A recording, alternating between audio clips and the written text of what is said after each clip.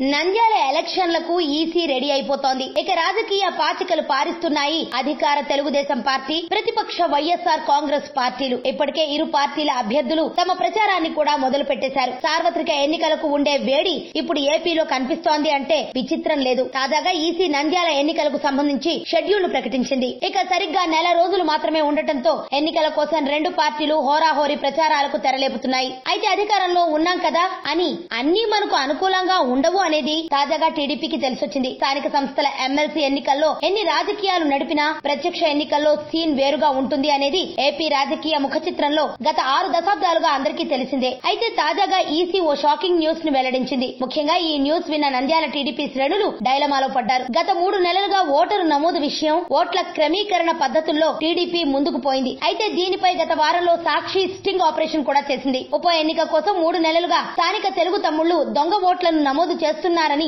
బట్టబయలు చేసింది సాక్షి. ఉదాహరణగా ఇద్దరు ఉన్న ఇంటిలో 20 మంది పేర్లను నమోదు చేయించారు అధికార పార్టీ నాయకులు. దీనిపై ఈసీ షాకింగ్ నోట్ విడుదల చేసింది. కేవలం జనవరి 1, 2017 తేదీ వరకు ఓటర్లుగా నమోదైన ఓటర్లకు మాత్రమే ఓటు హక్కు ఉంటుందని, తాజాగా నమోదు చేయించుకున్న వారికి అవకాశం లేదు అనే స్పష్టతనిచ్చింది ఈసీ. దీంతో సుమారు 10,000 ఓట్లకు టీడీపీకి గండి పడింది అంటున్నారు స్థానిక వైసీపీ నాయకులు. అంతుచిక్కని రహస్యాలు, మరెన్నో మనకి తెలియని పురాతన కట్టడాలు, వాటి వెనక దాగిన నిజాలు, పూర్వీకుల ఆచారాలు, మరెన్నో మూఢ విశ్వాసాలు, ఇలా కాలగర్భంలో కలిసిపోతున్న రహస్యాల కొరకు సబ్స్క్రైబ్ చేయండి రహస్యవాణి ఛానల్.